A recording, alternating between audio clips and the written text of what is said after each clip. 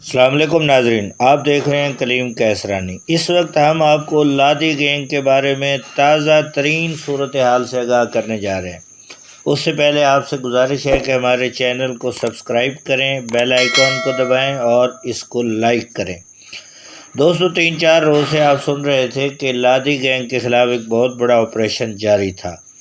اس وقت کی تازہ ترین صورتحال یہ ہے کہ لادی گینگ کے خلاف ہونے والا جو بڑا آپریشن تھا وہ روک دیا گیا ہے، اضافی نفری واپس بلا لی گئی ہے، جبکہ اس وقت صرف ٹارگیٹڈ آپریشن جاری رہے گا۔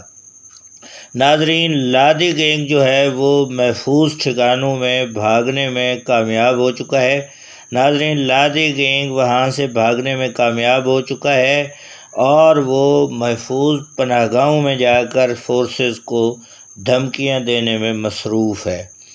آپ کو ہم تازہ ترین اطلاع دے رہے ہیں کہ اس وقت لادی گینگ کے خلاف ہونے والا آپریشن روک دیا گیا ہے، اضافی نفری واپس بلا لی گئی ہے۔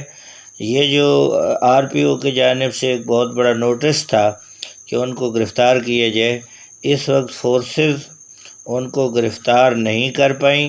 لادی گینگ وہاں سے بھاگنے میں کامیاب ہو چکا ہے اور اضافی نفری واپس بلا لی گئی ہے۔